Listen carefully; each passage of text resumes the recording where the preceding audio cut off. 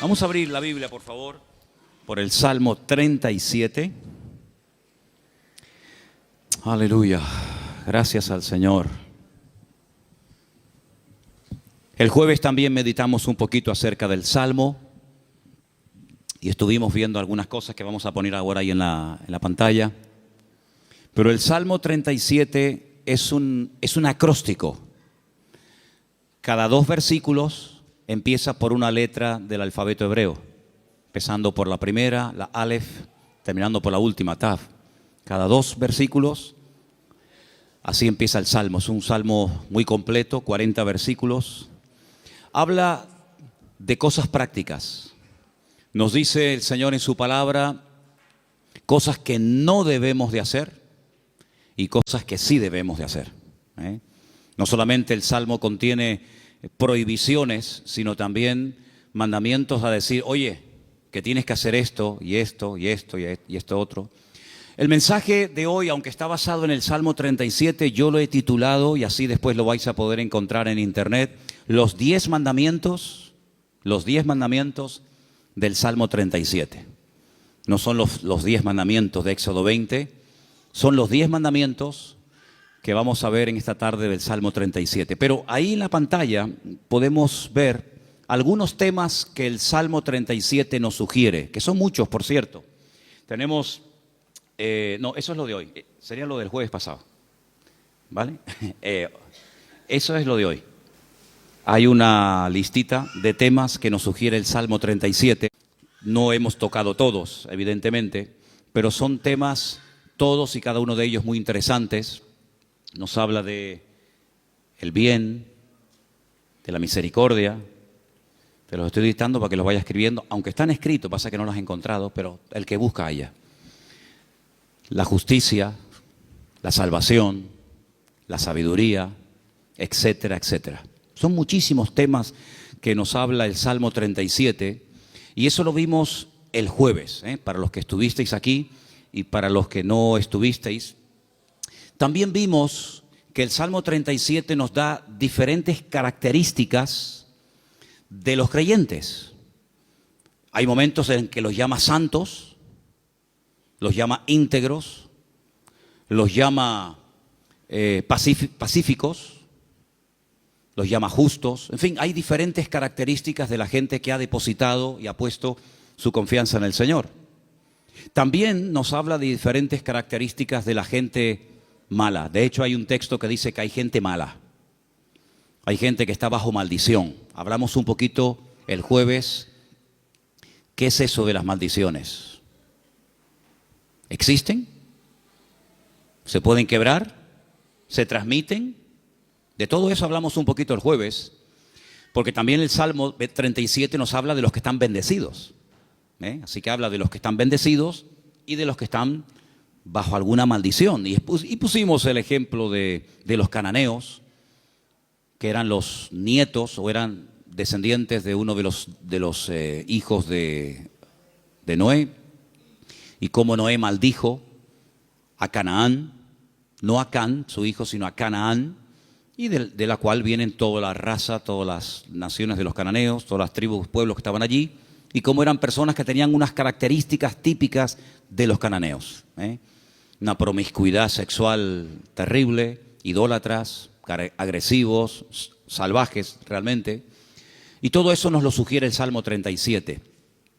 Y el Salmo 37 también nos ayuda a superar ciertas y determinadas actitudes que si no las cortamos de raíz, se pueden terminar convirtiendo en algo normal en nuestra vida.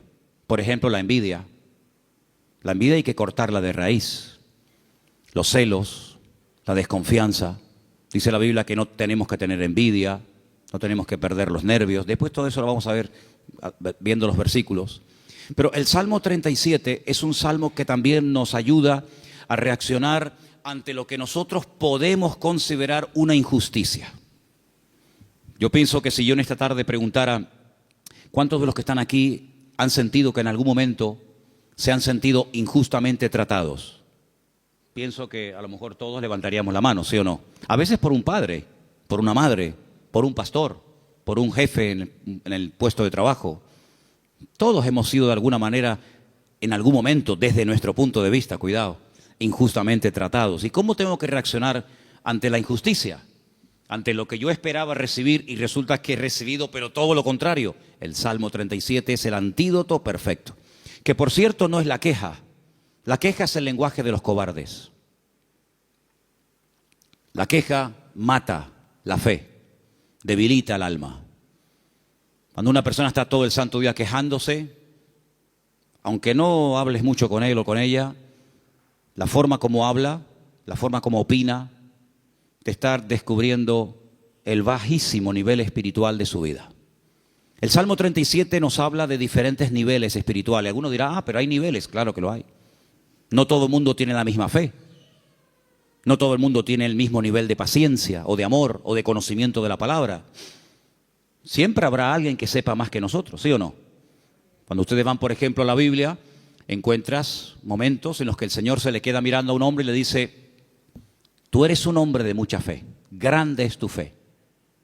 Y hay momentos que se le queda mirando a otro y le dice: hombre de poca fe. Luego, los dos tenían fe, pero este tenía una gran fe y este tenía fe, pero poca. Entonces, en la vida, no todo el mundo tiene la misma fe, no todo el mundo tiene la misma paciencia, no todo el mundo tiene el mismo conocimiento, el mismo discernimiento espiritual. Eso es normal, eso es así, nos guste o no. Y el Salmo 37 nos da consejos para alcanzar un nivel óptimo en nuestra relación con Dios y no caer en la desilusión, en la desesperanza, en la tristeza, porque dijimos que la tristeza, estoy preparando un mensaje, ya lo daré en su momento. Bueno, estoy preparando un montón de mensajes, pero uno de los que estoy preparando son las distintas caras o disfraces que se pone el orgullo. El orgullo se disfraza, se camufla, a veces de religioso, de espiritualidad, pero a veces el orgullo, y usted dirá, ¿sí? Me suena raro eso. Bueno, el orgullo a veces se disfraza de tristeza. La gente tiene una tristeza y en el fondo es porque tiene un problema con el orgullo. ¿Por qué estás triste? Le preguntas a alguien. No, porque no he recibido lo que tenía que esperar o esperaba recibir, porque no me han tratado como yo esperaba y estoy triste.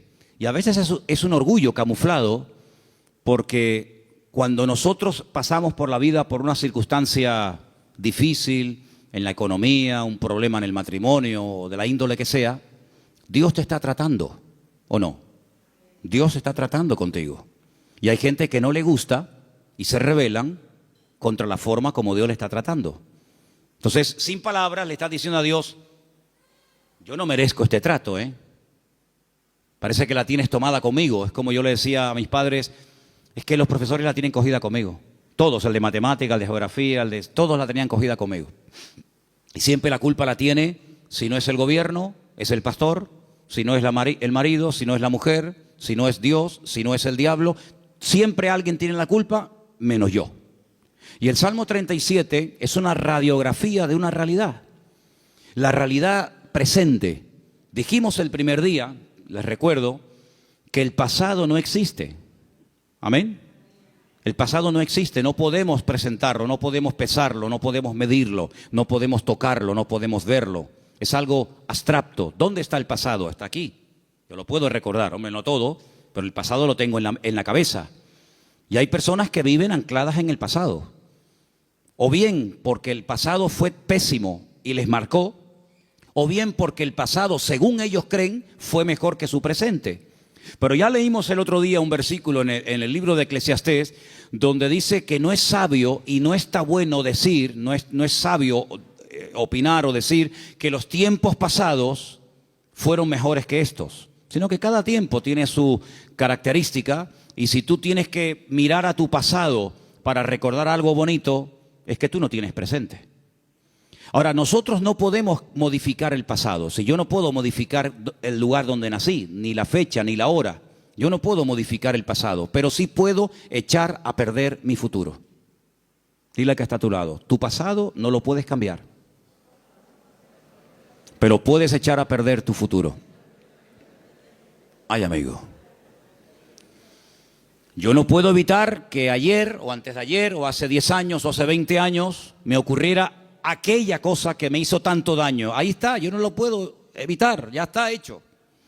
Hombre, puedo evitar que el pasado me controle, puedo evitar que el pasado me manipule y condicione mi estilo de vida en el presente, pero cuidado, porque hay ciertas actitudes que como tú las mantengas y las cultives y las desarrolles, lo que estás haciendo es sembrar, pero sembrar mal, y puedes llegar a estropear tu futuro y lógicamente también tu presente. Así que el Salmo 37 es un antídoto contra tantas cosas que yo les animo a que si pudierais incluso hasta aprenderlo de memoria, hicierais un intento por aprenderlo de memoria. A lo mejor si en casa sois 4 o 5, pues decir, bueno, vamos a aprender cada uno, papá, aprende tú 5 versículos. Mamá, tú otros 5, yo otros 6. Hasta el perro puede, si tuvieras loro, hasta el loro podría aprender algún texto. Apréndanse el Salmo 37, es excelente. Vamos a ver hoy los 10 mandamientos del Salmo 37. Y ya te he dado tiempo de sobra, Saray, para que los encuentres. Los tenemos ahí en la pizarra, ¿verdad? Amén, qué bueno, estupendo. Vamos a leerlos todos, los 10 mandamientos del Salmo 37. Después vamos a leerlos en los versículos correspondientes. Primero, fuerte, confía en Dios. Después, con los ojos cerrados, sin mirar a la pizarra, tenemos que repetir los 10, así que vete aprendiéndotelos. Número 1 era, confía en Dios. Segundo, hacer el bien. Confía en Dios y hacer el bien. Vamos bien. Tercero, deleítate o deleitarse en Dios. Confía en Dios, haz el bien, deleitarse en Dios. Bien, hasta ahí llego. Venga, otro más. 4, encomendarse a Dios. Bien, confía en Dios, hacer el bien, deleitarme en Dios, encomendar a Dios mi vida. Venga, el 5, guardar silencio. Pero no dice, hermano, que hablemos. Guardar silencio ante Dios. Guardar silencio. 6, esperar en Él. 7, dejar la ira. 8, dejar el enojo, desecharlo. 9, apartarme del mal. Y 10, guardar su camino. ¿Qué tal? ¿Los habéis aprendido? Vamos a repasarlos. Confía en Dios, hacer el bien, deleitarse en Dios, encomendarse a Dios, guardar silencio, esperar en Él, dejar la ira, desechar el enojo, apartarme del mal y guardar su camino. Quítalo. Los 10 mandamientos del Salmo 37. Número 1. Bien, confía en Dios. Número 9. No. Segundo. Ese es, hacer el bien. Número 3. Número 4. 5. Guardar silencio, sin mirar. 6. Esperar en Él. 7. 8. 9. 9. Apartarse del mal. Y 10. Guardar su camino. Versículo 3 del Salmo 37 dice, confía en Dios. Primer mandamiento, confía en Dios. Fiarme de Dios. Depositar toda mi vida en sus manos, sabiendo que no hay vida más segura que cuando yo pongo mi confianza totalmente en el Señor. No digo que pongas parte de tu vida o parte de tu negocio o parte de tu tiempo en las manos del Señor y otra parte, no. 100% tu confianza en Dios. Porque algunos dicen, no, yo confío en Dios. Pero cuando se les abre la cartera y se les cae al suelo tienen la bono loto, los ciegos. Hay uno que también es de los discapacitados. Ese, lo conoces, ¿no? Ese. ¿Qué más hay? Rasca. No, yo confío en Dios. Ya te veo. Ay, amigo. Pero por la mañana se levantan y leen el horóscopo. Pero claro, depende si compras el día o compras el diario de avisos o compras, depende de qué periódico compres, te dirá una cosa o te dirá otra. ¿Confiamos en Dios 100% o no? ¿Se puede uno fiar de ese Dios? ¿Ha dado pruebas históricas a lo largo del tiempo que se puede uno fiar de Él? ¿Que no te va a fallar? Dice la Biblia, hay centenares de versículos, pero uno de ellos dice, aunque tu padre y tu madre te abandonen, yo nunca te abandonaré. Nunca, jamás. ¿Puede un padre y una madre abandonar a un hijo? Bueno, no será la primera ni la última, lamentablemente. Ha ocurrido. Pero Dios jamás te abandonará. Nunca. Nunca te abandonará. Tú a Él sí, puede ser, pero Él a ti jamás. Dice que nos agarra, nos toma de la mano derecha y nos dice, no temas, yo estoy contigo, yo te ayudo. Por lo tanto, Él ha dado millones de demostraciones a lo largo del tiempo, no solamente a otros pueblos y a otras naciones y a otras iglesias y a otros hermanos, sino a nosotros mismos, de que podemos confiar 100% en nuestro Dios. Y cuando mi vida está 100% en sus manos, el temor no tiene cabida. La inseguridad, la queja, la desconfianza. Porque yo me fío de que al haber depositado mi vida en sus manos, Él me va a pastorear, y Él me va a guiar, y Él me va a ayudar en todo momento, lugar y circunstancia. Y si Él permite que yo pase por una situación, digamos, difícil, por una situación que me hace sufrir o llorar, por algo será, aunque no lo entienda. Pero yo he dicho muchas veces que el Señor no nos ha llamado a entenderlo siempre todo, pero a obedecer y a fiarnos de Dios siempre. ¿Cuántos dicen amén? Por lo tanto, el primer mandamiento es lo que va a marcar la diferencia entre una vida y otra. Una confianza total en Dios. Sé que mi Dios me va a cuidar, me va a proteger, y hay un salmo que dice, y aún más allá de la muerte, el Señor me guiará. Porque mi vida ha sido comprada con su sangre, y para Él soy su hijo, y el Señor nunca, jamás abandonará a sus hijos. Pero en el mismo versículo 3, donde hemos leído, confía en el Señor, dice, haz el bien. Es decir, como dijimos el otro día, no estés de brazos cruzados, mantén una vida activa en el Señor. No, yo confío en Dios. Sí, pero tú ni oras, ni te congregas, ni lees la Biblia, ni estudias la palabra, ni te involucras. Sí, confías en Dios, pero es una vida light, es una vida sin compromiso. Es una vida donde, la venga, hoy quiero orar, pues oro 3 horas. Mañana no quiero orar, pues no oro. No.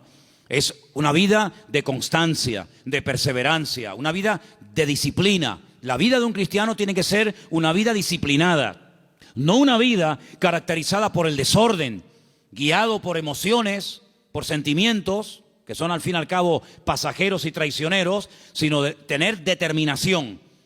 Yo quiero agradar al Señor y yo me voy a esforzar en hacer lo que la Biblia me pide y me dice el Señor que debo hacer. Porque no solamente, lo dije el otro día, espero que lo recordéis, que la vida cristiana, la vida de un cristiano, digamos, normal, no solamente consiste en dejar, me faltaría más, dejar de hacer ciertas cosas, sino hacer otras. Y la vida de muchos creyentes es que no hacen nada malo, aparentemente, pero tampoco hacen nada bueno. Y por ahí leímos la semana pasada un texto de Santiago, donde dice el texto, el que sabe hacer lo bueno y no lo está haciendo, está pecando. ¿Cuántas personas están pecando sin querer? ¿Cuántas personas saben que hay que hacer algo, pero no lo hacen?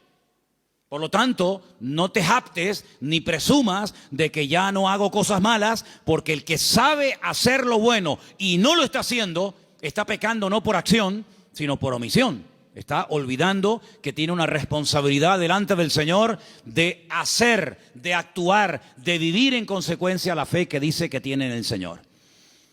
Y en ese hacer, en esa confianza que he depositado en Dios, comienzo a disfrutar de mi relación con Dios, a deleitarme en Dios. Comienzo a tener placer de ser cristiano. Ser creyente no es una desgracia, hermanos. No es una pesada cruz que me martiriza, donde no disfruto de nada, sino yo creo que es más bien todo lo contrario. El creyente tiene que aprender a disfrutar de lo que tiene ya, ahora. ¿Cuántos dicen amén? Y dice, bueno, pero ¿qué tengo? ¿Cómo que qué tienes? ¿Qué tienes? Pues lo primero que tienes que darle gracias a Dios es por la vida que tienes. ¿Te parece poco? Y por la ropa que llevas puesta. Y por los zapatos que llevas. Porque hay millones de personas que jamás en la vida se han puesto zapatos. Y por la comida que has comido. Y por la casa que tienes. Y por el coche que tienes. Y si no tienes coche, por lo menos pudiste venir en la guagua. Fíjate que es bueno Dios que el hombre ha inventado un sistema para transportar a la gente de un lugar a otro. Y mira tú por dónde tú puedes disfrutar de él. Gloria a Dios. Tienes una iglesia donde poder congregarte. Si tienes hijos, si vienen a la iglesia, ahora mismo están siendo atendidos por hermanas que se están perdiendo el culto para que tú estés aquí oyendo la palabra y los niños están siendo atendidos. Gloria a Dios por ello. Gracias al Señor por el lugar donde vivimos. No tenemos que vivir con miedo, con una inseguridad. Algunos que han venido de otras naciones, ¿qué les voy yo a decir a ustedes?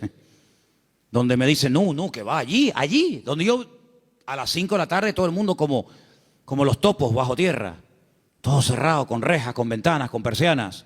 Uy, por la calle no puedes ir porque va todo el mundo armado y te quitan el reloj y te quitan esto. Aquí a mí nunca me han quitado nada y tengo 55 años, a mí nunca me han robado. A mí nunca me han robado. Cuidado, a ver si ahora me va a pasar que me roben, pero bueno, no pasa nada. Si me roban, ¿sabes por qué me han robado? Porque algo me sobra. Porque no se le puede robar al que no tiene nada. Luego, si te roban algo es porque tienes algo. Ya es un motivo para dar gracias a Dios. Por lo tanto, hermanos, deleitarnos de lo que tenemos. Hay gente que siempre tiene o la pena de lo que perdieron, que tenían y perdieron, o están soñando siempre en algo que quieren tener, que a lo mejor nunca lo tienen, y en vez de disfrutar de lo que tienen ahora, viven o en el pasado o en el futuro, en tierra de nadie. Cuando lo que tienes que disfrutar es de ahora. Dale gracias a Dios por la silla en la que estás sentado. Y si no hacemos un día una prueba, quitamos todas las sillas y los bancos de la iglesia. Y os quedáis como yo mientras yo predico de pie. Y tenéis que estar todo el tiempo en la alabanza de pie, todo el culto de pie. Baños, los vamos a cerrar, no hay baños. Luz, cortamos la luz. Entonces vamos a comenzar a valorar que tenemos un local con luz, con aire acondicionado, con micrófono, con una silla. Gloria al Señor, no hay millones de motivos para darle gracias al Señor, hermanos. Hay cambios y hay milagros que solamente vendrán a nuestras vidas cuando comencemos a dar gracias al Señor por lo que tenemos. ¿Para qué quieres más? ¿Para qué quieres más?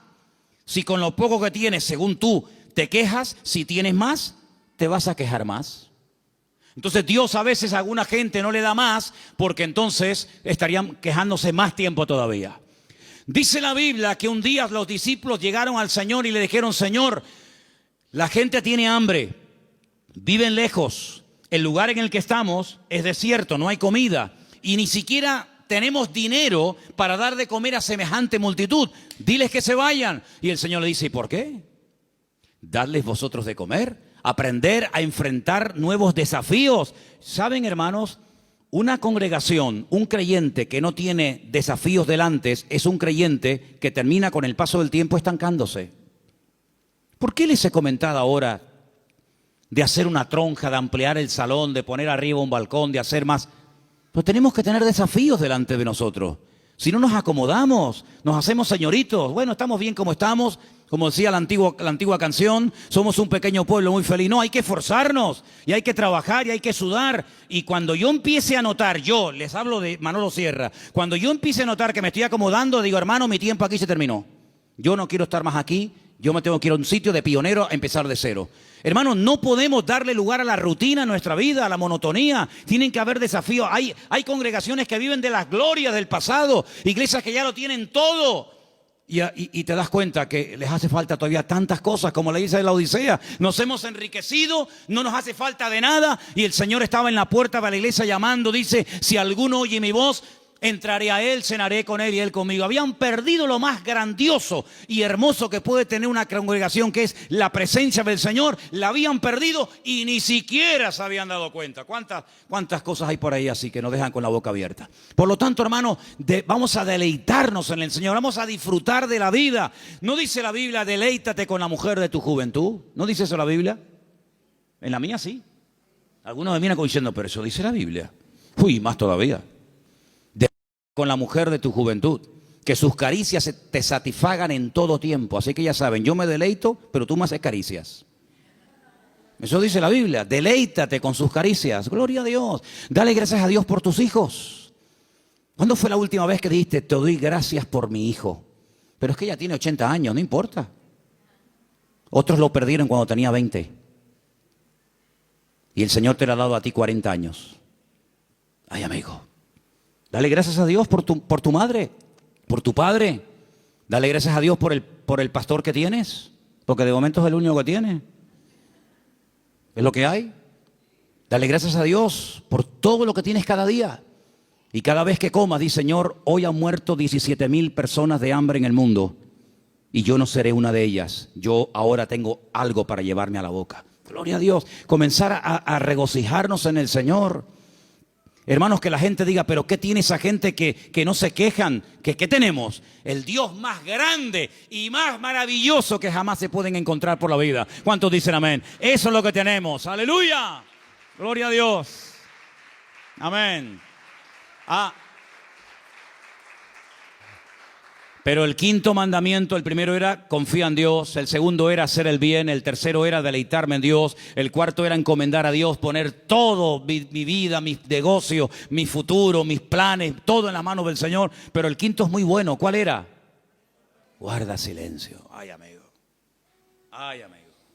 Yo ya les conté una vez, yo sé que ya se lo conté. Algunos dirán, eso ya lo contaste, sí, pero te lo voy a contar otra vez. En la antigua Grecia se le daba mucha importancia a la oratoria, a hablar en público.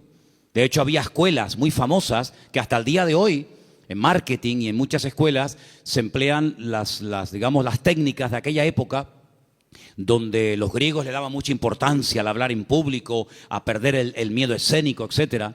Y había un famoso maestro de una de las escuelas griegas que cobraba por enseñar oratoria, por enseñar a hablar correctamente en público a la gente. Y vino un día un chico y le dijo que quería que este maestro le diera clases. Y el maestro le dijo, a ti te voy a cobrar el doble de lo que le cobra a todos los demás alumnos. Y este dijo, ¿a mí el doble? ¿Por qué? Dice, porque contigo voy a tener el doble de trabajo. Contigo voy a perder mucho tiempo, primeramente, a enseñarte a que te calles. Y cuando aprendas a guardar silencio, es cuando por fin podré comenzar a enseñarte a hablar. Pero quieres comenzar a hablar, y para comenzar a hablar hay que aprender a estar en silencio. ¿Saben que el silencio es algo que se utilizó durante mucho tiempo en algunos lugares como tortura? Poner a una persona en un lugar donde no oía ningún tipo de ruido. Y en algunos casos la gente se terminaba volviendo loca. Pero muchas de las grandes cosas que Dios ha revelado a lo largo de la historia, grandes hombres de Dios, lo ha hecho en la calma, en el silencio. Hay un pasaje muy interesante donde un profeta llamado Elías, un gran hombre de Dios, estaba pasando un momento muy difícil en su vida. Se sentía solo, incomprendido, le pidió a Dios que le quitara la vida. En fin, todo lo que ustedes saben.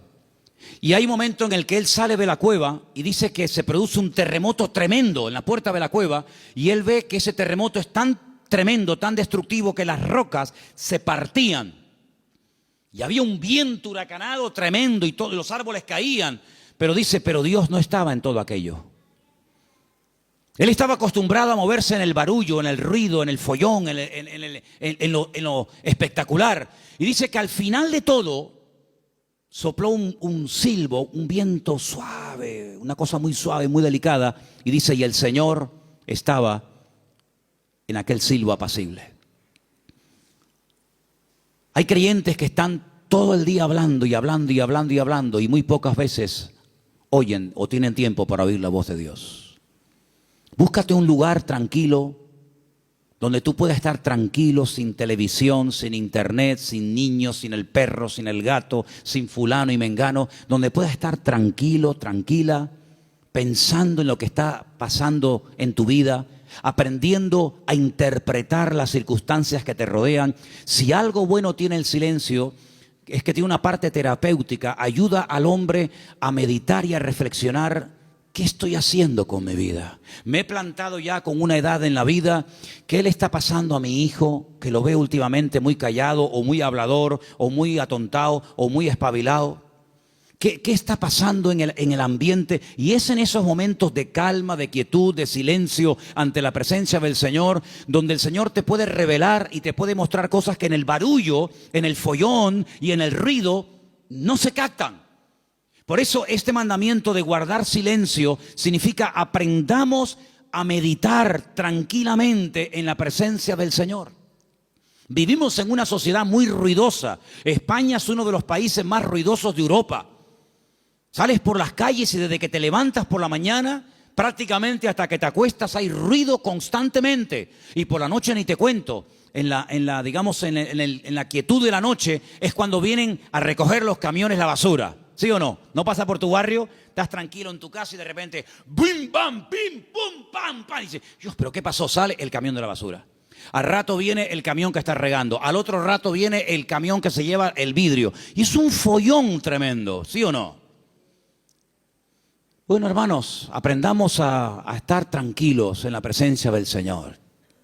Aprendamos a decir, Señor, ¿hay algo que me quieres decir? Guardar silencio significa aprender a reflexionar en Dios. Oye, mira, ahora no me molesten.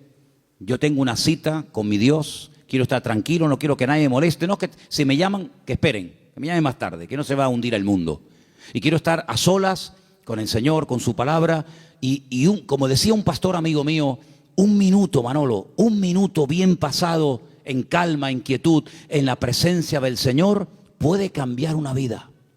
Pero ¿sabes cuál es la cruda realidad? Y no es cuestión de que ustedes se sientan mal ni acusándolos, ni mucho menos. Hay creyentes que a veces no tienen ni 5 minutos en el día, es tremendo esto, ni 5 minutos en el día para estar tranquilos, solamente estar quietos en la presencia del Señor. Cuando teníamos las clases, que hemos dado algunas clases en la iglesia de hermenéutica, de homilética y otras asignaturas, ¿cómo empezábamos la clase? ¿Os acordáis? Venían del trabajo, venían de la calle, una con el abanico, el otro sudando, el otro que llegó tarde. Decía, hermanos, vamos a guardar un minuto de silencio. Claro, algunos pensaban al principio que se había muerto algún hermano de la iglesia. O sea, un minuto de silencio, ¿qué pasó? Digo, no, tranquilo. Y a algunos se les hacía eterno, eterno. O sea, un minuto, qué largo se me ha hecho. Hermanos, aprendamos a estar quietos en la presencia del Señor, aprender a observar, aprender a interpretar lo que está ocurriendo a nuestro alrededor. El sexto era esperar en Él. ¿Saben que una de las cosas que yo peor llevo en la vida es esperar? No me gustan las colas. El otro día me enseñaba un hermano de la iglesia, por no estar dando nombres, me enseñaba una fotografía que habían sacado desde una ventana donde se veía un grupo bastante numeroso de gente haciendo cola, esperando. Me decía, esta es una de las colas que la gente tiene que hacer para ver si puede comprar algo de azúcar. Y yo decía, bueno, pues yo me acostumbraría, mira que para mí sería tremendo esto, ¿no? Pero yo digo, bueno, yo me acostumbraría a vivir sin comer azúcar, porque yo para estar 2 horas, 4 horas para un paquete de azúcar, y me dice otra persona, sí, pero es que también tienes que hacer cola para comprar la leche. Digo, bueno, pues, no sé, me acostumbraría a no beber leche. Pero es que también al final tienes que hacer cola para todo. Pero qué rabia da a veces cuando tienes prisa y el que va delante tuyo es el más lento de Europa. Le acaban de dar el carnet de conducir. Pone el intermitente de la izquierda y después va a la derecha. O pone los 4 que son de emergencia, porque como te ve muy pegado, te está diciendo, no te pegues mucho que me das miedo, y te ponen los 4 intermitentes. Y tú dices, pero muévete, que tengo prisa. Me acuerdo una vez en Benito Pérez Armas, el semáforo estaba en verde, hermano, de verdad les prometo que el semáforo estaba en verde. Era bajando la antigua cárcel a mano izquierda, que ya entras para el Parque La Granja, ¿sabéis dónde les digo, no? Y el semáforo estaba en verde, y había un coche parado, y yo le decía, al principio fue una pita suave. No sé, después más prolongada. Al final saqué la cabeza por la ventana. Digo, pero muévete de una vez, hombre, que está verde. Atontado, que estás atontado. Y sacó la cabeza una señora y me dice, hola, pastor, ¿cómo está, hermano? Y le dije, Hola, hermana. Hola. Dele, hermanita, dele, vamos, vamos. Ah, qué vergüenza, ¿no? Si hubiera sido oveja en vez de pastor, me hubiera cambiado de iglesia. Para que no me diera. Bueno, son cosas que pasan, ¿no? Soy humano como cualquiera de ustedes. Así que, hermanos, aprender a esperar en la vida se hace a veces complicado, ¿verdad? Pero es importante y fundamental aprender a esperar en Dios, no tener prisas. Porque, ¿saben? He descubierto que Dios no tiene prisas. ¿Cuántos dicen amén? ¿Saben que hay un pasaje donde una persona, no quiero decir la palabra se enfada, pero casi se enfadó con el Señor? Porque nunca le había pedido nada, nunca. Sabían que el Señor siempre estaba muy ocupado. Sabían que el Señor siempre estaba viajando, hablando por aquí, predicando. Y nunca le habían pedido nada. Solamente un día le pidieron un favor. Y el favor era muy concreto, muy directo. Señor, el que amas está enfermo. Como diciendo, Señor, ven pronto. Y dice la Biblia, saben lo que estoy hablando, ¿verdad? De Lázaro. Era amigo de Jesús. Vivía en Betania, donde estaba con sus dos hermanas, Marta y María. Dice la Biblia que cuando le llega la noticia al Señor, no dice, como seguramente esperaban la familia, venga, vamos que hay que ir a orar por Lázaro. O podía incluso haber hecho lo que hizo con el siervo del centurión, ¿os acordáis? Cuando le dijo el centurión, Señor, no hace falta que vengas a mi casa, di la palabra y mi criado sanará. Podía haber dicho, Padre, desde aquí pido que sanes ahora a mi amigo Lázaro. Y Lázaro hubiera sido sanado. Pero ni siquiera hizo eso. Sino dice que llegó 4 días después del aviso. Y claro, cuando llegó, evidentemente, la enfermedad era grave, porque dice la Biblia que Lázaro ya estaba muerto y enterrado. Si ellas sabían que no iban a molestar al Señor por una tontería. Cuando llegó, sale una hermana, se lo encuentra en el camino y le dice estas palabras que ustedes saben perfectamente. Señor, si tú hubieras estado aquí cuando te mandamos a llamar, nuestro hermano no habría muerto. ¿Cómo interpreta usted esas palabras, hermano? Usted que sabe griego, arameo y hebreo. ¿Cómo lo interpreta usted? Me ha fallado. Mi hermano se murió por tu culpa. ¿Está mal interpretado? Es versión Manolo Sierra. Si tú hubieras estado aquí, esto no hubiera ocurrido. Sale la otra hermana. Porque una parece que era como más carnal, ¿no? La otra era un poquito más espiritual. Pero fíjate que las dos se contagiaron y le dijeron exactamente las mismas palabras al maestro. Si tú hubieras estado aquí, mi hermano no hubiera muerto. Estaban dolidas, ¿sí o no? Estaban dolidas, estaban molestas con el maestro. Esto no tenía que haber pasado. Salmo 37. No te impacientes, no pierdas los nervios. Después vamos a ver eso. Y el Señor le dice, Marta, María, que yo soy la resurrección y la vida. El que cree en mí, aunque esté muerto, vivirá. Claro, ellas eran judías, ellas no eran paganas, ellas conocían la Escritura, ellas sabían perfectamente por las Escrituras del Antiguo Testamento que se habla de la resurrección. Y entonces cuando el Señor dice que yo soy la resurrección y la vida, y le dice el Señor, tu hermano resucitará, ellas dicen, yo sé que mi hermano resucitará, pero no ahora, sino en el día postrero, algún día. Y el Señor le dice, vamos al cementerio. Y todos conocen la historia. Ahora yo les hago una pregunta y sean sinceros. ¿Ustedes creen que realmente el Señor llegó tarde?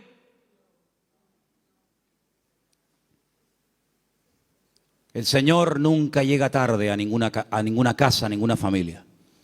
El Señor siempre llega cuando tiene que llegar.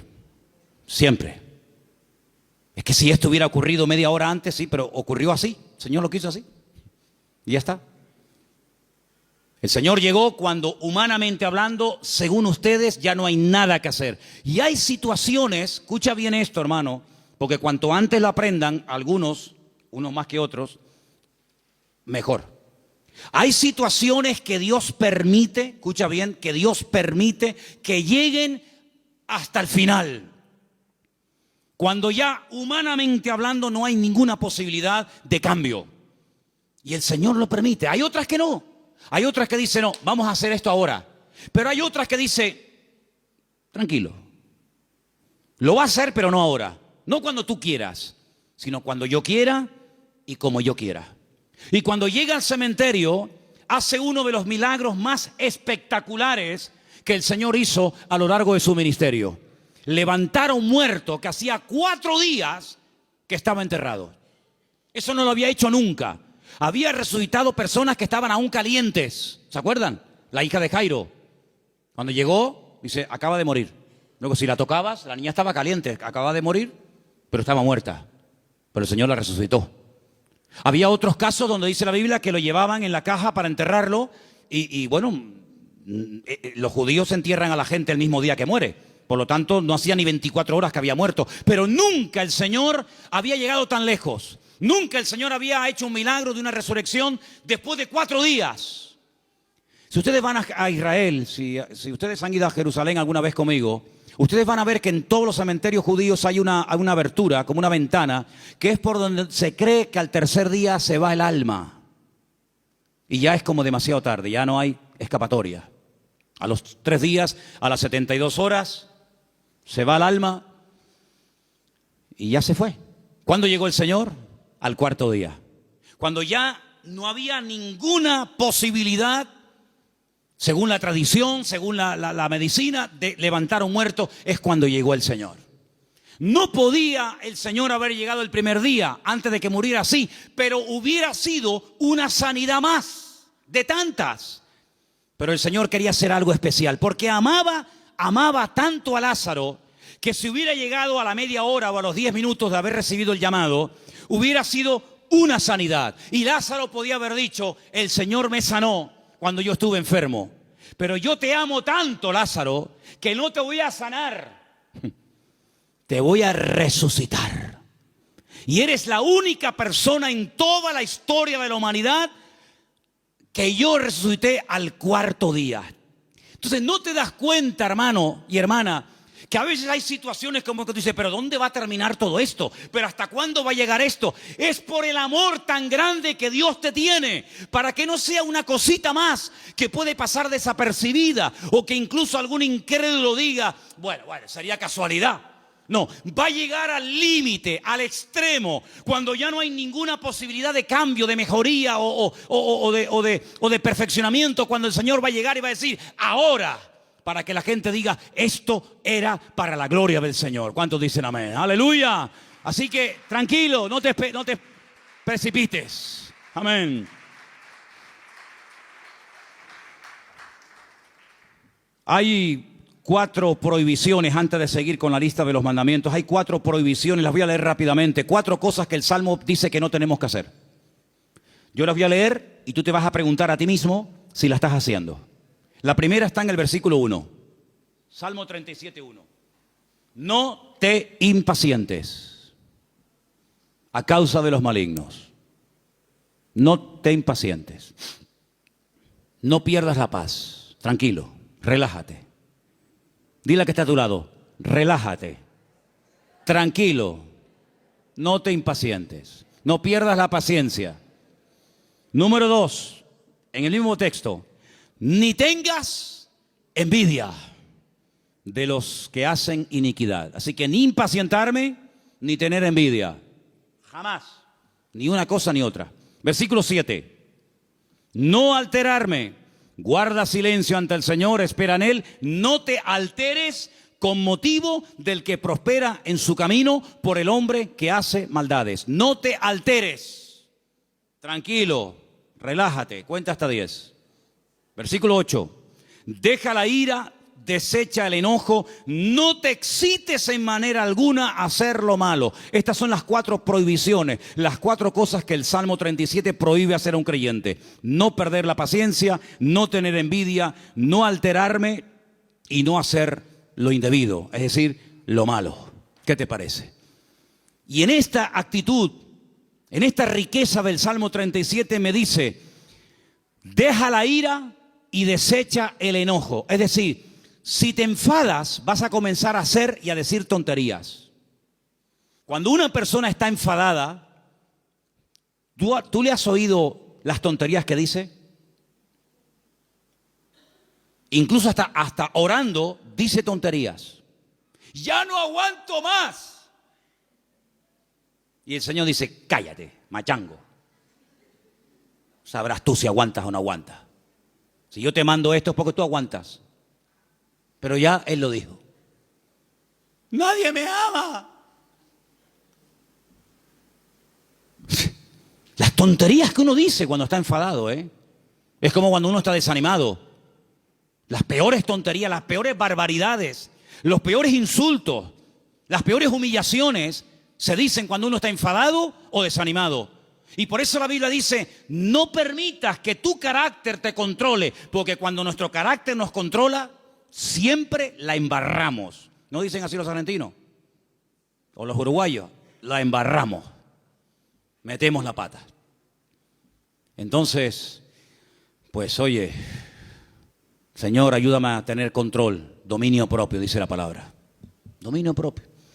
Teníamos hace años en una montaña que hay en Llano del Moro, en una torre muy alta, teníamos unas antenas que colocamos allí cuando pusimos la primera emisora de radio cristiana de las Islas Canarias. Y había un hombre que todas las mañanas subía a ese monte y pegaba un grito, pero un grito que se oía en todo el valle, se montaba en el coche y yo creo que se iba a trabajar. Y yo digo, oye, uno dirá que está loco, pero yo creo que este hombre es sabio, ¿eh? Porque el hombre se iba al monte, pegaba un alarido estilo Tarzán, yo creo que tenía algo de espíritu de Tarzán. Gritaba, se montaba en el coche y se iba. Oye, a lo mejor tenemos que irnos a la montaña de los Campitos, procura que no haya nadie, porque claro, si subes por la noche y pegas un alarido estilo hombre lobo allí, van a decir que hay un loco aquí, un endemoniado. Pero hermano, ¿sabes qué? Tenemos que aprender a desahogarnos con Dios. ¿Cómo se desahogaba Cristo? Con el Padre. ¿Dónde fue? Al huerto de Getsemaní. Y en el huerto de Getsemaní dice que agonizaba, lloraba, clamaba, allí peleaba. Y cuando salía y se levantaba y le decían, venimos a aprender a Jesús, dice, yo soy. ¡Pum! Y caían todos al suelo. En otras palabras, era un hombre que no descargaba en los demás su enojo, su enfado, lo que fuera, sino que aprendía a desahogar su alma delante del Padre. Y eso es algo que tenemos que aprender todos, hermano. Porque hay gente que está contenida. Y hermano, el tranquilito, el que no se enfada nunca, cuando se enfada, échate a correr, ¿eh? Échate a correr. Dice, no, este bobo. Este no se enfada nunca. Cuando se enfada, apaga la luz y vámonos, ¿eh? Porque es el increíble Hulk. Que por cierto, me encontré en la puerta de la iglesia allí 2 puños del increíble Hulk. No sé si a alguien se le cayeron. ¿Los puedes enseñar? No sé quién trajo eso, pero bueno, ahí están. Yo dije el otro día, y según el Salmo 37 y otros, hay 2 vías de escape, 2 válvulas de escape que Dios ha puesto en el ser humano que tiene que usarlas. Una es el llanto y otra es la risa. Claro, como te enseñaron que los hombres no lloran, pues está trancado. Y como tampoco no es la alegría de la huerta, dicho sea de paso, pues tampoco se ríe. Entonces ni llora ni ríe. Y un día va a explotar. Un día va a explotar más de uno. Pero aprende a reírte en el Señor. Aprende a llorar en la presencia del Señor. No dice la Biblia, bienaventurados los que no se ríen. Bienaventurados los que no lloran. ¿Lo habéis leído alguna vez? Yo tampoco. Bienaventurados los que lloran, dice la Biblia. Pues llora, mija, llora.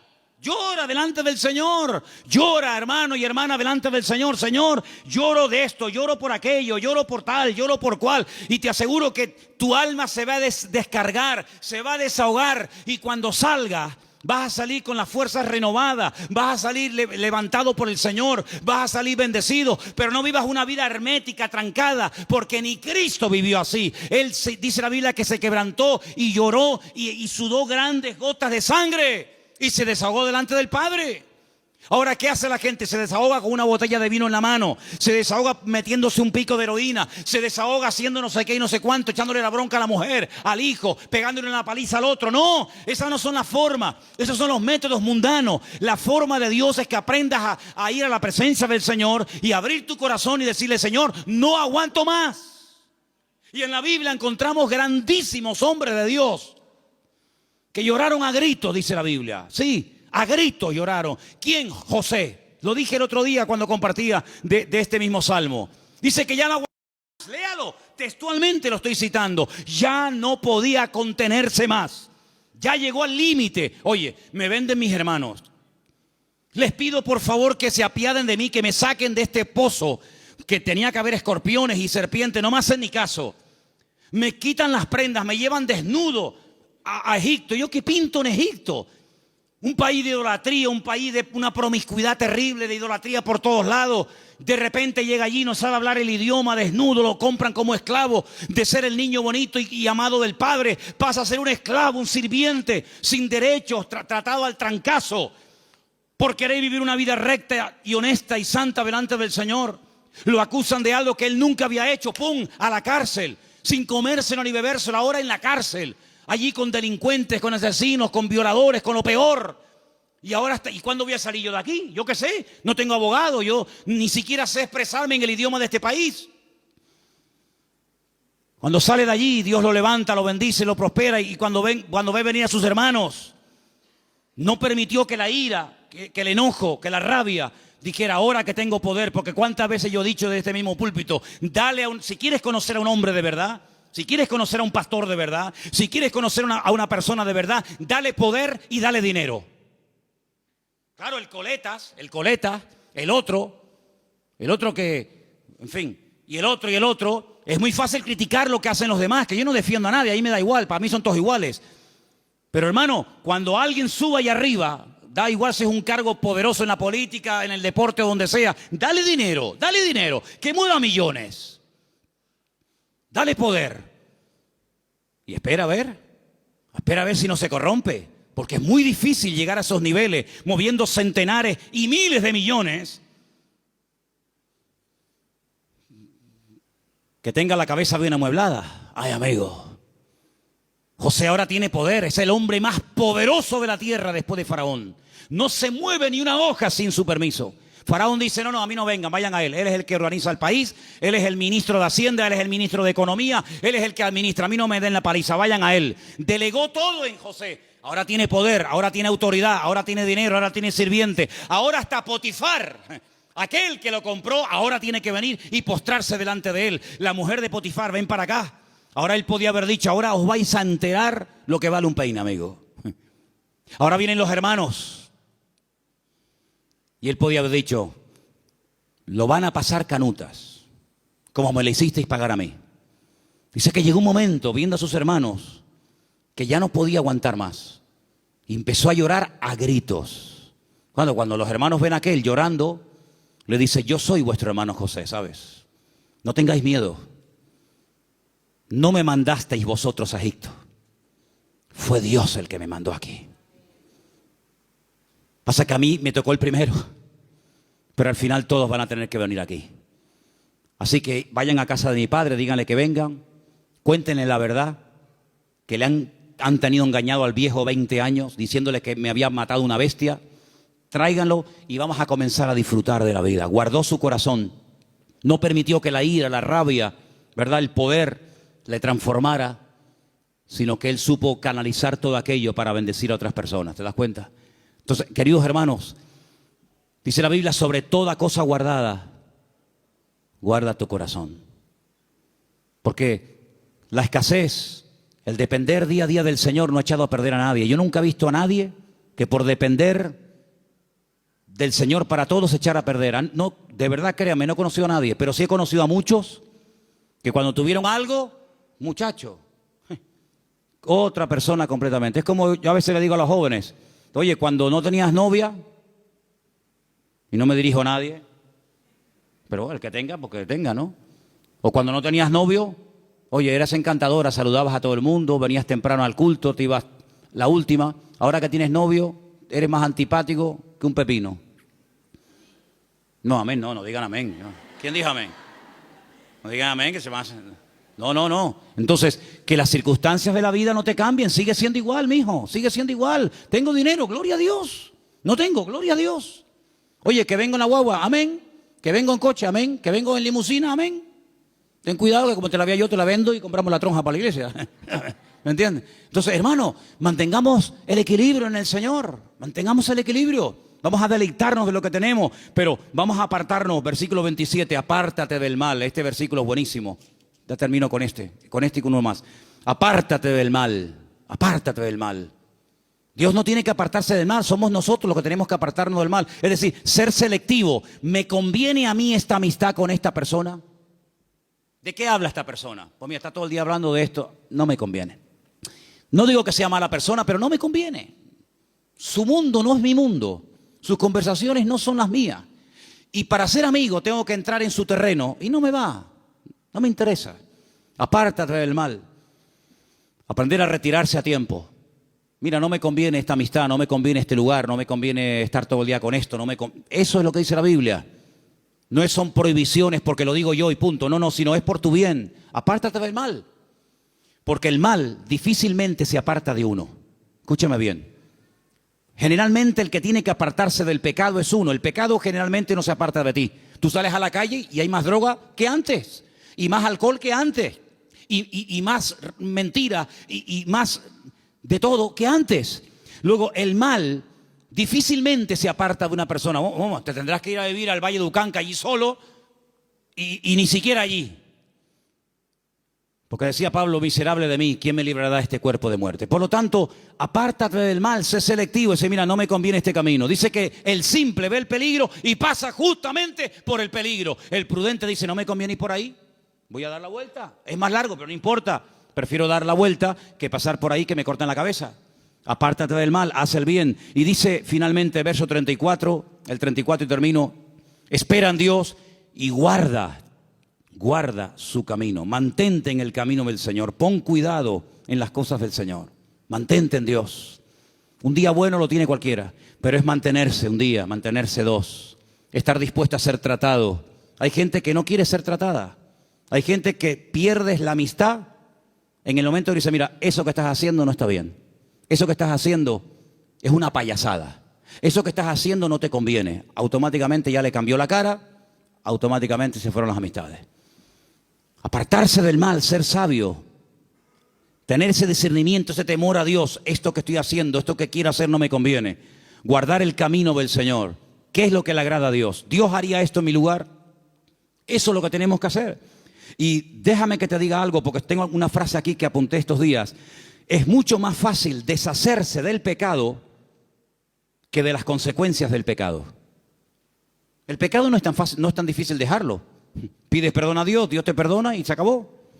Pero amigo, a veces hay consecuencias de un pecado que hiciste que pueden durar años. Y hay gente que en sus cuerpos llevan secuelas del pecado que hicieron hace 40 años, pero a veces las consecuencias están ahí. Que Dios nos dé fuerzas también para poder vivir en victoria, a pesar de que puede ser que de un pecado o de una vida en desorden que llevé en un momento puntual de mi vida, puede ser que haya un chiquitito corriendo por la casa, o haya una niñita, o haya no sé qué, o haya no sé cuánto. El pecado a veces deja cicatrices, el pecado a veces deja consecuencias. Y te vuelvo a repetir, es más fácil dejar el pecado que los hijos del pecado, que las consecuencias del pecado. Pero tienes que asumir eso. Y a veces eso es lo que te mantiene humilde. Es decir, esto me va a recordar toda la vida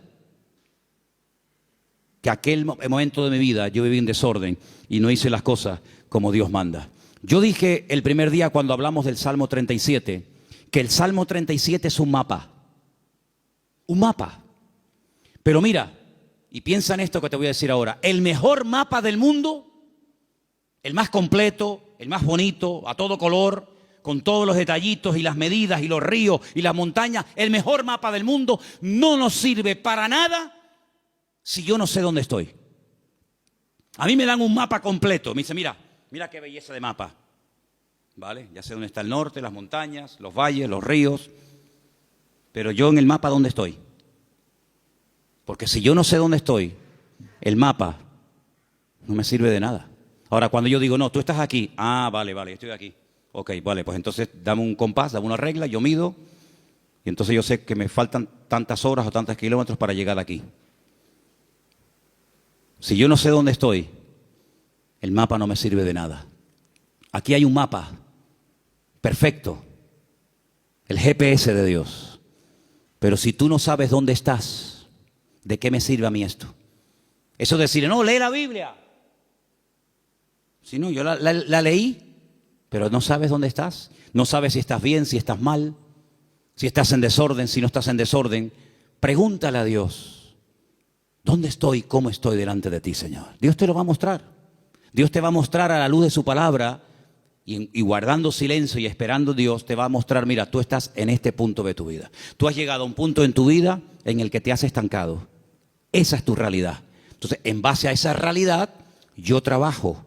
Si tú no sabes dónde estás ahora mismo, si tú no sabes cómo estás delante de Dios, vienes al culto y el culto es como una especie de placebo, ¿no? El culto es una especie de cuando me duele la cabeza, me tomo una pastilla, se me fue el dolor de cabeza, pero espérate, a lo mejor tienes algo más y tú te conformas con una pastilla. Y hay cosas en la vida que se solucionan con una pastilla, pero hay otras cosas que se solucionan con una operación. Entonces, ¿en qué punto de tu relación con el Señor tú te encuentras? ¿Tú qué necesitas? ¿Una oración así, un versiculito, o tú necesitas ser operado? Cada uno tiene que examinarse a sí mismo. Y este es el momento en el que tú tienes que decir, Señor, ¿yo verdaderamente estoy cumpliendo esos mandamientos que he leído esta tarde? Confío en Dios, estoy haciendo el bien, me estoy deleitando en ti, Señor. Estoy todo el día agobiado, preocupado, quejándome. ¿Estoy poniendo mi vida en tus manos o llevo una agenda paralela? No, Dios para los domingos, también para el jueves si es que voy. Pero yo tengo una agenda personal y privada. Yo sé lo que voy a hacer en mi vida, esto y hasta aquello. A mí me hace mucha gracia cuando hay gente que me dice, no, él tiene la agenda completa para los próximos 5 años. Cuando dice la Biblia, ¿y cómo eres capaz? ¿Cómo eres capaz de presumir del día de mañana si no sabes qué te traerá de sí el día? ¿Tenía Cristo agenda? Dice que somos como el viento, que ni sabemos de dónde vamos ni a dónde venimos. Guardamos silencio ante Dios, esperamos en Dios tranquilamente. ¿El carácter está siendo cada vez un aliado nuestro o nos está cada vez traicionando y dominando más? ¿Dejamos la ira, el enojo, nos estamos apartando del mal o cada vez estamos tonteando más con el mal? Porque el mal no perdona, amigo. Como te metas en donde hay mal, como te metas en terreno minado, lo más probable es que se te salga una pierna por los aires. Hay una parte en Israel donde yo llevo a la gente que es la frontera más cercana a Jordania, que antiguamente era territorio jordano. En el 67 Israel peleó con Jordania, triplicó las fronteras y llegó hasta la misma ribera, hasta la misma orilla del río Jordán.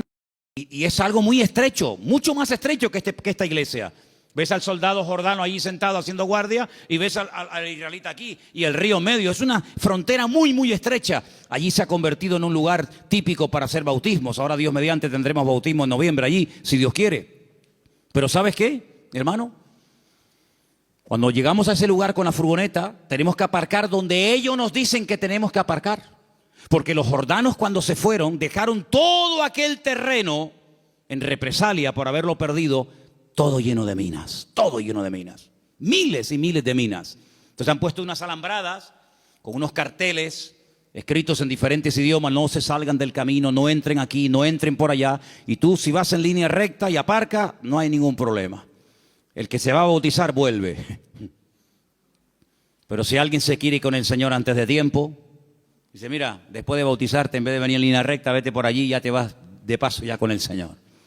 Es un terreno minado. El que entra se juega la vida, amigo.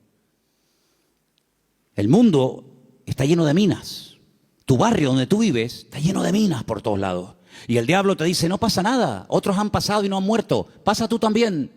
¡Pum! Y el simple va. Entonces, apartarnos del mal.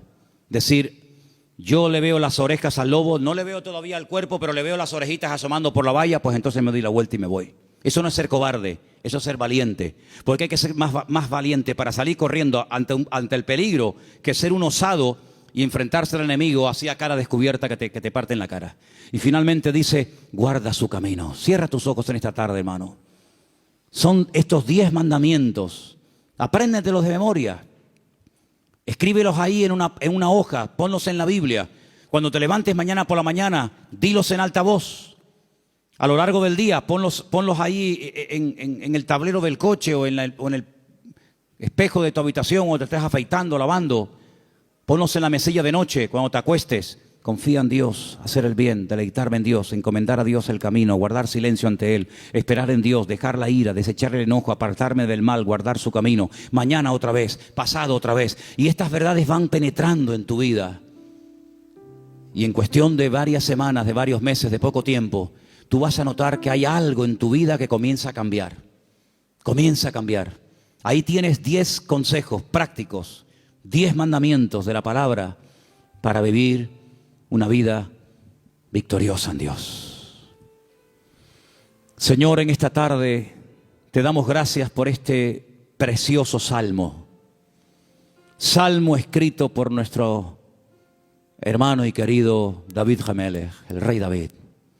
Gracias, Señor, porque tu palabra nos habla miles de años después de haber sido escrita, como si se hubiera escrito la noche misma. Señor, queremos pedirte que nos dé fuerzas para que podamos poner en práctica estos mandamientos, estos sabios consejos que el dulce cantor de Israel, el hombre más cerca del corazón de Dios, nos dejó en la palabra para que los escudriñemos y los pongamos en práctica. ¿Cómo sabía él que hay que apartarse del mal cuando hay tiempo de hacerlo? ¿Cómo sabía él deleitarse en Dios? ¿Cómo sabía David confiar en ti, Señor? ¿Cómo sabía David encomendar, poner la vida en tus manos antes que en el hombre? ¿Cómo habla la voz de la experiencia, Señor? Y queremos en esta tarde pedirte que nos ayudes a poner en práctica esta palabra que hemos aprendido hoy, Señor. Danos fuerza para poder hacerlo. Te lo pedimos en el nombre bendito y poderoso de Jesús. Amén.